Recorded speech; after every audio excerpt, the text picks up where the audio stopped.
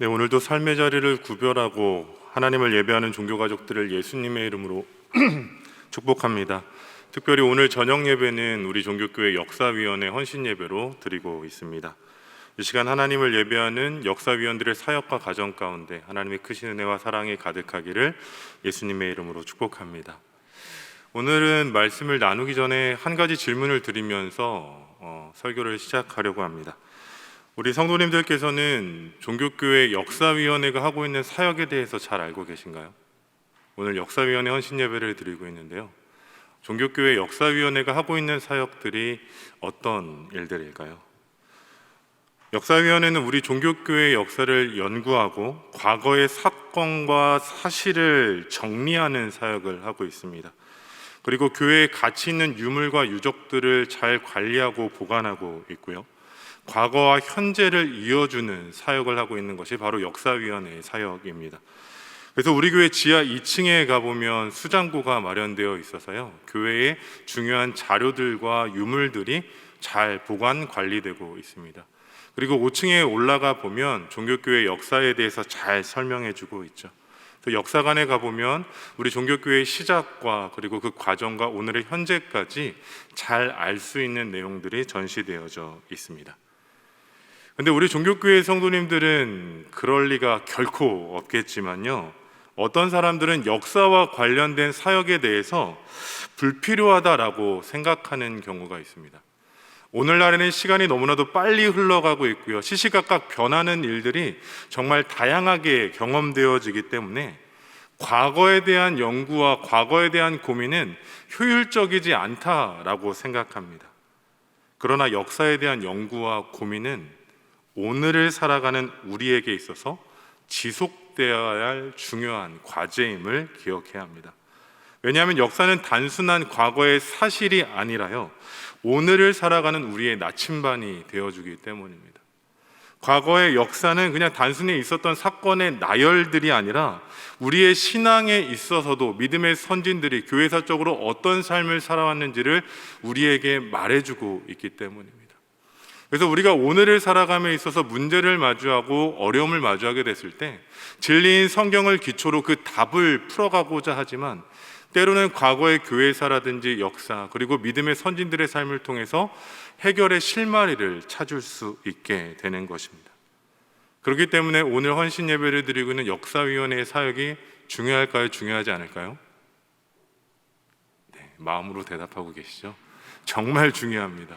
왜냐하면 역사위원회의 사역은요, 단순히 과거를 정리하는 것만이 아니라 우리만이 아니라 우리의 다음 세대들이 믿음의 삶을 어떻게 살아가고 종교교회 공동체의 성도로서 믿음을 어떻게 지켜갈 수 있는지를 배우는 귀한 사역이기 때문입니다. 바라기는 이 시간 역사위원회 헌신 예배를 드리면서 우리 종교교회의 지난 122년의 역사가 더욱 견고히 세워지기를 소망합니다. 역사위원회의 사역을 통해서 122년 동안 이어지고 있는 우리 교회를 향한 하나님의 사랑, 우리 교회를 향한 하나님의 은혜가 기억되어지고 함께 나눌 수 있게 되고, 또한 세상으로 흘려보낼 수 있는 은혜가 있기를 예수님의 이름으로 축복합니다. 이제 오늘의 본문인 신명기서의 말씀을 보면요, 이 신명기서의 말씀 역시 역사입니다. 구약의 성경 가운데 중요한 역사적 부분을 담고 있습니다. 물론 신명기서는요, 구약의 분류 가운데 모세 오경으로 분리되는 말씀입니다. 역사서로 구분되지는 않죠. 하지만 이 신명기의 말씀은 사사시대부터 이스라엘과 유대 공동체 그리고 초대교회와 오늘 우리에게 이르기까지 정말 중요한 역사입니다.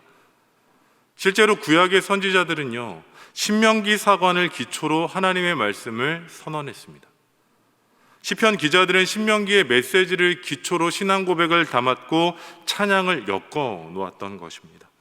유대 공동체와 초대교회는요, 그 공동체의 가치와 질서를 세우기 위해서 신명기에 담긴 메시지를 가지고 질서를 세워갔던 겁니다. 그리고 예수님께서도요, 이 신명기의 말씀을 공식적으로 인용하셨죠. 우리가 잘 알고 있는 광야에서의 마귀와의 그 시험에 있어서 예수님께서는 신명기의 말씀을 통해 그 말씀으로 승리하셨습니다.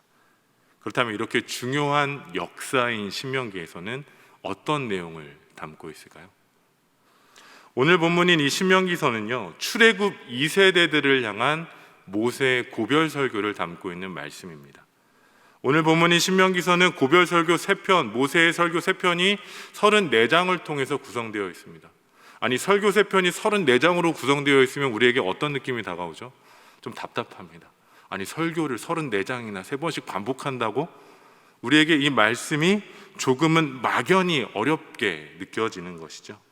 그러나 신명기의 주제는요, 정말 단순하고 너무나 분명합니다. 모세는 출애굽 2세대를 대상으로요, 이스라엘의 역사에 대해 가르치고 있어요. 모세는 이스라엘의 역사를 통해서 하나님의 은혜를 기억하라고 말합니다. 출애굽 2세대를 향해서 너희 부모 세대의 불순종을 기억하고 그것을 토대로 이제는 바른 믿음의 삶을 살아가야 된다라고 가르치고 있습니다. 모세는 출애굽 2세대들에게 하나님의 말씀을 듣고 청종하고 순종하고 지켜 행하라 라고 34장의 말씀을 통해서 지속적으로 반복해서 가르쳐주고 있습니다. 이처럼 이스라엘의 역사를 기초로 한 이 신명기의 말씀은 모세를 통해서 출애굽 2세대들에게 계속해서 전해졌습니다. 그렇다면요, 모세는 왜 이스라엘 역사를 되짚으면서까지 반복적으로 출애굽 2세대들에게 말씀을 가르쳤던 것일까요? 그것 또한 단순하죠. 반복해서 가르쳤던 것은 그만큼 중요하다라는 겁니다. 출애굽 1세대들의 삶이 하나님과의 관계에 있어서 그 모든 삶의 역사가 오늘을 살아가는 그 당시의 출애굽 2세대들에게는 너무나도 귀한 가르침이었다라는 것이죠. 그런데 이스라엘 백성들의 입장에서도 정말 그 역사가 가치 있고 귀했을까요? 사실 이스라엘의 과거는요, 이스라엘의 역사는 인간적인 기준에서는 결코 기억할 만한 역사는 아니었습니다. 오히려 이스라엘 민족들이 그것을 숨기려고 노력해야 될 만한 역사였습니다. 과거의 이스라엘의 역사는 어땠을까요? 그들은 하나님의 말씀을 듣고도 불순종했습니다. 과거의 이스라엘 1세대들은요, 하나님의 인도하심을 체험하고도 불평하고 원망하는 것으로 그들의 삶을 가득 채워갔습니다. 당시 이스라엘은요, 출애굽의 모든 과정을 통해서 하나님의 은혜 아래 살아가고 있음에도 불구하고 마치 하나님이 없는 것처럼, 하나님의 백성이 아닌 것처럼 살았습니다. 그리고 그 결과는 무엇이었을까요? 우리가 알고 있는 것처럼 40년이라는 광야의 생활을 지속할 수밖에 없었습니다. 하지만 모세는 이런 수치와도 같았던 과거의 역사를 결코 숨기지 않았습니다. 신명기의 말씀을 보면 오히려 이 불순종의 역사가 반복되지 않도록 출애굽 2세대들에게 계속해서 가르치고 말하고 있다라는 겁니다. 그렇다면 왜 이스라엘의 역사를 가르친 이 모습 가운데 받아들이는 입장은 어떠했을까요? 모세의 입장에서는 불순종의 역사가 반복되지 않기 위해서 지속적으로 강조하고 있는 말씀인데, 그 말씀을 듣고 있는 출애굽 2세대들은 그 말씀을 어떻게 듣고 있었을까요? 당시 시대적 상황을 조명해 보면 모세의 설교를 듣고 있던 출애굽 2세대들에게는 모세의 이야기가 결코 들리지 않았을 겁니다.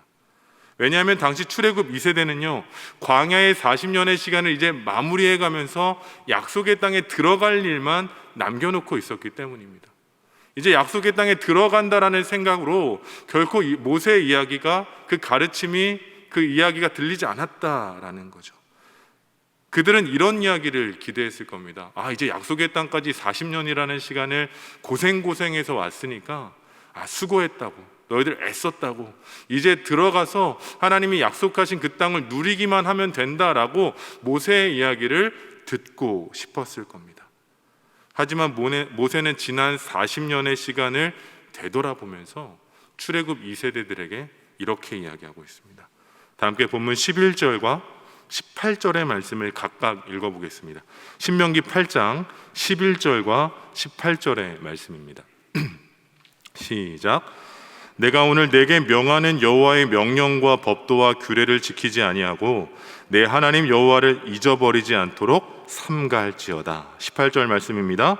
내 하나님 여호와를 기억하라. 그가 내게 재물 얻을 능력을 주셨음이라. 이같이 하심은 내 조상들에게 맹세하신 언약을 오늘과 같이 이루려 하심이니라. 아멘. 모세가 출애굽 2세대들에게 말하고 있는 것이 무엇입니까? 첫 번째로는요, 하나님을 잃어버리지 않도록 삼가라 라고 말하고 있죠. 그리고 두 번째는 여호와를 기억하라 라고 말합니다. 이스라엘의 수치스러웠던 그 불순종의 역사를 되짚어가면서 하나님을 잊지 않도록 하나님을 기억하라고 가르치고 있는 것입니다.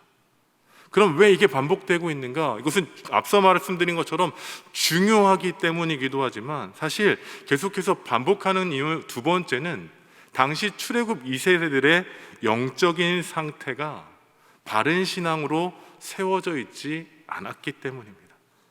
당시 출애굽 2세대들의 영적 상태는 어땠을까요? 광야의 40년이라는 시간을 지나왔습니다. 그 40년이라는 시간 가운데 하나님의 은혜와 하나님의 사랑, 하나님의 전능하심을 경험하면서 살아왔습니다. 그 경험을 갖고 있는 출애굽 2세대들에게 우리는 이런 기대를 하죠. 40년이라는 시간 동안 하나님을 체험했다면 이제는 1세대들과 달리 하나님 앞에 바로 선 신앙이 있겠구나. 이제는 1세대들과는 달리 견고한 신앙으로 오직 하나님만을 바라보고 있겠구나라고 예상할 수 있습니다. 40년이라는 시간은 사람을 변화시키기에 충분한 시간이기 때문입니다. 하지만 출애굽 2세대들은요, 하나님의 관점에서 성장하지 못했습니다. 변화되지 않았습니다. 40년의 시간이 지났음에도 불구하고 그 은혜 아래 살았음에도 불구하고 그들의 삶에는 여전히 믿음의 불순물들이 남아 있었습니다.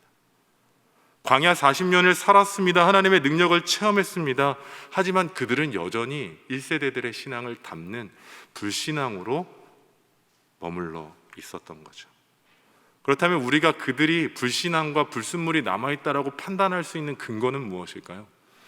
민수기의 말씀을 보면 그 출애굽 2세대들의 모습이 기록되어져 있는데요, 민수기의 말씀을 보면 40년간의 광야 생활을 끝나고 광야에서 약속의 땅으로 들어가기 직전의 모습을 기록하고 있습니다. 근데 그 기록을 보면요, 무리바를 지나면서 물이 없다고 불평합니다. 물이 없다고 불평했던 모습, 누구의 모습입니까? 마라에서 물이 없다고 불평했던 출애굽 1세대의 모습을 그대로 답습하고 있었다라는 거죠. 40년의 광야 생활을 지나면서 고기가 없다고 불평하는 것이 출애굽 2세대들의 모습이었고, 모압 땅에서 이방 우상을 섬기는 것이 좋아 보여서 우상을 숭배했던 것 역시 출애굽 2세대의 모습이었던 겁니다. 과거와 조금도 변하지 않았고, 과거와 정말로 비슷할 정도, 너무나도 똑같을 정도로 불순종하고 있었다라는 거죠.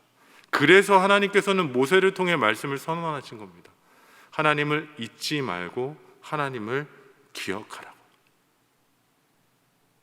사실 개인적으로는요, 출애굽 2세대들의 모습을 보면서 변화되지 않고 성장되지 않았다면 하나님께서는 40년 동안 광야 생활을 하게 하셨다면 저 같은 경우에는 한 2배 정도에서 80년 동안 다시 한번 돌다 오라고 할 것 같습니다.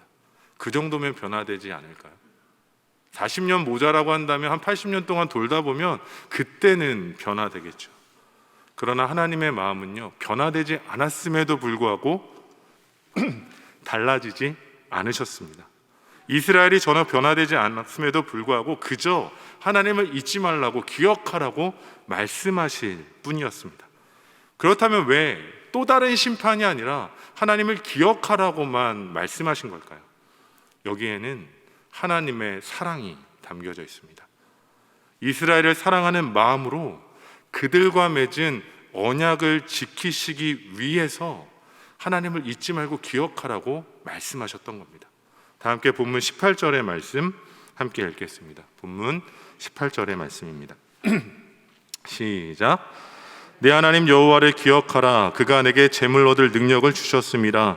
이같이 하심은 내 조상들에게 맹세하신 언약을 오늘과 같이 이루려 하심이니라. 아멘.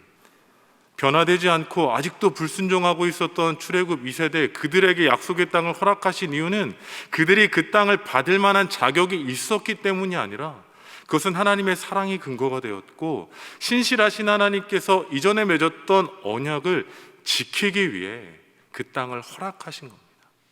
사실 하나님께서는 이미 다 알고 계셨습니다. 변화되지 않는 출애굽 2세대들이 가나안 땅에 들어갔을 때 그들이 어떤 모습으로 살아갈지를 이미 다 알고 계셨습니다.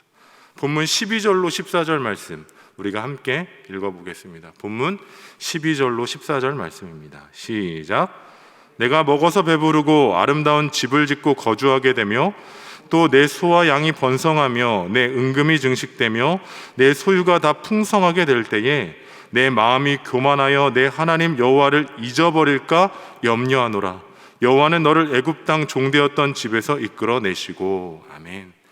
출애굽시키셨던 그 하나님이 약속의 땅에 들어가서 살게 될 출애굽 2세대들의 모습이 어떠하다고 말씀하십니까? 먹어서 배부르게 된다고 말씀하고 계십니다. 아름다운 집에 거주하게 될 것이라고 말씀하십니다. 소와 양이 번성하고 증식될 거라고 말씀하시죠. 소유가 풍성하게 될 것이라고 말씀하십니다. 근데 이게 끝이 아니라 하나님의 말씀은 이어지고 있죠. 너희가 교만하게 될까 하나님을 잊지 말고 기억하라 라고 말하고 있습니다. 하나님은 알고 계셨던 거예요. 그들이 약속의 땅에 들어갔을 때 변화되지 않고 교만하게 될 것을 알고 계셨습니다. 하지만 하나님께서는 그들을 사랑하셨기에 신실하시기에 언약을 지키기 위해 약속의 땅을 허락해 주셨던 겁니다. 그래서 그 광야의 시간에 대해서 우리는 심판의 시간, 훈련의 연단의 시간이라고 이야기하지만 본문 16절은 그 광야의 시간을 이렇게 말하고 있죠. 본문 16절을 우리가 다시 한번 읽어보겠습니다. 본문 16절 말씀입니다. 시작. 내 조상들도 알지 못하던 만나를 광야에서 내게 먹이셨나니 이는 다 너를 낮추시며 너를 시험하사 마침내 내게 복을 주려 하심이었느니라. 아멘. 일반적으로 우리는 광야 40년의 시간을 훈련과 연단의 시간이라고 생각합니다. 불순종했기 때문에 경험할 수밖에 없는, 피할 수 없는 심판이라고 생각하죠. 하지만 하나님께서는 그 시간에 대해 복을 주시려는 시간이었음을 말씀하고 계십니다. 그럼 우리는 이런 고민에 빠지게 돼요. 아니, 광야의 그 힘들었던 시간이 어떻게 복이 되는 시간으로 연결될 수 있을까? 사실 진정한 복에 대해 고민해 봐야 되는데요, 진정한 복은요, 모든 것이 풍족한 삶에서 주어지는 은혜가 아니라 아무것도 없는 광야라 할지라도 하나님 안에서 살아가는 것이 복이라는 겁니다. 하나님께서는 그거를 광야를 통해서 경험하기를 원하셨던 거예요. 풍성함 가운데, 모든 것이 완벽한 상황 가운데 은혜를 누리는 복이 아니라 진정한 복은 아무것도 없는 광야일지라도 하나님께서 함께 하시면 충분하다는 것을 알기를 원하셨습니다. 왜요? 그게 복이기 때문이었던 것입니다. 하지만 우려대로 그 광야의 시간을 통해서 복의 복이됨을 경험하지 못했고 결국에는 영적 교만함 가운데 빠지게 됐다라는 겁니다. 여기서 우리는 우리를 향한 영적인 교훈을 고민하게 됩니다. 그것은 바로 우리의 지난 시간에 대해서 하나님의 뜻과 하나님의 의미를 기억해 봐야 된다는 겁니다. 우리의 삶의 모든 시간 가운데는 어떠한 때는 하나님의 은혜로 고백되어지는 시간도 있지만 때로는 불평과 원망으로 채워지는 시간도 있습니다. 오늘의 시간에 있어서도 문제와 어려움을 마주하게 되면 우리는 그 문제와 어려움 때문에 불평하고 원망하죠. 그러나 오늘의 말씀을 우리의 삶에 비춰봤을 때 그 고난과 위기와 어려움의 시간은 복의 시간임을 분명히 말해주고 있습니다. 우리가 불평하고 원망하는 이유 무엇입니까? 삶의 필요와 환경의 풍성함이 주어지지 않기 때문입니다. 그러나 오늘 말씀 가운데 하나님께서 우리에게 분명히 선언하고 계십니다. 삶의 필요와 삶의 풍성함이 우리 가운데 은혜이고 복이 되는 것이 아니라 아무것도 주어지지 않는다 할지라도 하나님 안에서 살아가는 것이 복임을 말씀하고 계십니다. 그래서 우리에게 오늘 선언하고 계신 거죠. 우리에게도 동일하게 말씀하십니다. 너희는 여호와를 잊지 말고 하나님을 기억하라 말씀하십니다. 오늘 이 시간 정말 힘들고 어려운 시간을 지나고 있다 할지라도 그 안에 담겨진 하나님을 바라볼 수 있는 믿음이 우리 가운데 있기를 주님의 이름으로 축복합니다. 여전히 힘들고 여전히 어려운 시간을 걷고 있다 할지라도 하나님을 잊어버리지 말고 하나님을 놓치지 말고 오늘 말씀에 우리에게 주시는 것처럼 하나님을 기억하며 그 안에 담긴 하나님의 뜻과 의미를 묵상할 수 있는 종교가족 되시기를 예수님의 이름으로 축복합니다. 그런데 우리는 이런 얘기를 또 하게 돼요. 목사님, 그렇게 생각하고 싶죠. 힘들고 고난의 시간 앞에서 하나님의 뜻 발견하고 싶죠. 하나님 잃어버리지 않고 하나님 기억하고 싶죠. 그런데 여전히 제가 연약해서, 여전히 제가 부족해서 하나님을 잃어버리고 하나님을 기억하지 못할 때가 많습니다 라고 고백하는 경우가 있습니다. 그렇다면 우리는 여전히 하나님을 잃어버리고 여전히 하나님을 기억하지 못할 때 어떤 삶을 살아가야 할까요? 오늘의 본문은 그 답을 우리에게 분명히 제시해주고 있습니다. 다 함께 본문 20절의 말씀 함께 읽겠습니다. 본문 20절의 말씀입니다. 시작. 여호와께서 너희 앞에서 멸망시키신 민족들 같이 너희도 멸망하리니 이는 너희가 너희 하나님 여호와의 소리를 청종하지 아니함이라. 아멘. 결국 우리가 하나님을 기억하지 못하고 잊어버리는 이유는 무엇입니까? 그리고 그 결과로 인해서 멸망당하고 심판당하게 되는 것 무엇입니까? 그것은 하나님의 소리를, 여호와의 소리를 청종하지 않기 때문입니다. 청종이라는 것은요, 듣다라는 의미이죠. 사마의 변형인데, 이 청종이라는 것은 단순히 소리를 듣는 것만을 의미하는 것이 아닙니다. 이 청종이라는 것은 원어적인 의미로 순종하다라는 의미를 갖고 있고 의도를 따르다라는 의미를 갖고 있습니다. 청종이라는 것은 들은 것을, 그 말한 사람의 의도에 따라 순종하는 것이 진짜 듣는 것이다 라고 말하는 것이죠. 바라기는 우리가 오늘을 살아감에 있어서 하나님의 말씀을 청종하는 은혜가 있기를 원합니다. 강대상에서 또한 성경 공부를 통해서, 말씀을 통해서 그저 들려지는 소리로만 하나님의 소리를 듣는 것이 아니라 정말로 하나님의 메시지를, 음성을 청종함을 통해서 그 말씀대로 살아감으로 하나님을 기억하고 하나님 안에 살아가는 우리가 되기를 원합니다. 만약 우리가 하나님을 청종하지 못한 채 그저 듣는 삶에 머물러 있다면 오늘 본문에 기록되어 있는 것처럼 우리 또한 영적인 무감각에 빠져서 마치 내가 내 힘으로 사는 것처럼, 내가 내 노력으로 이것을 얻는 것처럼 교만함에 빠질 수 있게 된다라는 것이죠. 본문 17절 말씀을 보면 하나님께서는 이미 경고하셨습니다. 청종하지 않고 하나님을 기억하지 않을 때 본문 17절에서 너희가 얻는 것이 너희의 손에 너희의 힘으로 얻었다고 말하는 그 영적인 교만함에 빠질 것이다 라고 이미 경고하고 있다라는 겁니다. 하나님의 자녀된 우리가 오늘의 시간을 살아가며 하나님의 말씀에 청종하게 될 때 우리는 교만함이 아닌 겸손함으로 하나님의 주장하심과 통치하심 아래 살아가게 될 줄로 믿습니다. 이 시간 잠시 우리의 삶의 시간을 되짚어 보면 좋겠습니다. 지금까지 우리의 삶의 시간은 어떠한 시간이었습니까? 지금까지 우리가 삶으로 살아왔던 우리의 역사, 우리 삶의 역사는 어떠한 것들로 점철되어져 가고 있습니까? 우리의 삶과 우리의 시간을 되돌아보면서 우리 종교교회 성도님들께서는 하나님의 시간이었다고 오직 하나님만을 기억하고 하나님을 잊지 않고 계십니까? 아니면 그 시간을 되돌아보면서 하나님이 없는 내 힘으로 내 스스로 성취했다라는 교만함과 영적인 무지함 가운데 빠져 있습니까?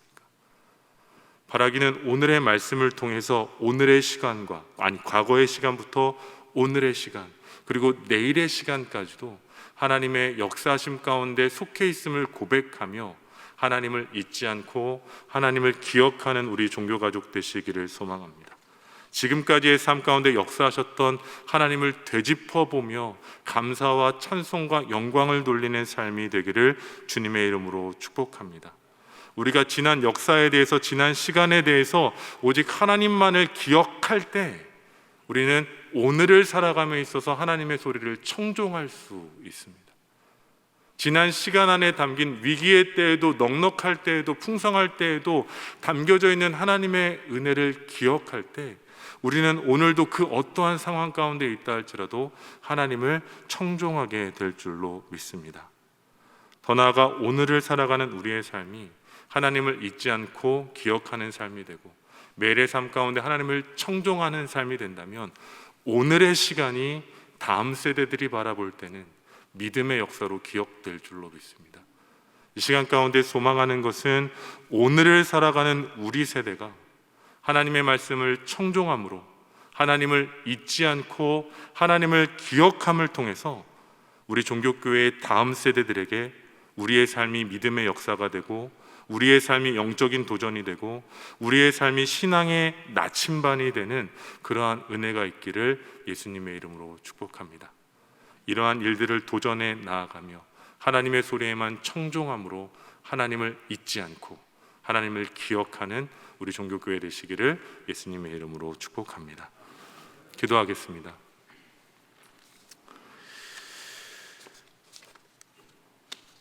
우리의 지금까지의 시간과 오늘 그리고 내일의 시간까지도 하나님께 속해 있음을 고백합니다. 우리가 살아가는 오늘이 내 힘과 내 노력으로 살아가는 것 같지만 결국은 하나님의 은혜임을 고백하게 하여 주시고 우리의 삶의 현장 가운데 하나님을 잊지 않고 하나님을 기억하며 찬송과 영광과 감사의 삶을 살아가는 우리 모두 되게 하여 주시옵소서. 특별히 우리가 살아가는 오늘의 믿음의 삶이 오직 하나님만을 기억함으로 하나님의 시간 안에 속해 있는 은혜가 있기를 원합니다. 그리하여 우리의 오늘이 다음 세대를 향한 믿음의 역사가 되어지게 하여 주시고 영적인 도전이 되게 하여 주옵소서. 그리하여 오늘의 시간이 앞으로의 종교교회의 역사 가운데 기억되고 도전되는 은혜가 우리 가운데 허락되어지게 하여 주옵소서. 오늘도 우리와 함께 하시는 예수 그리스도의 이름으로 기도드립니다. 아멘.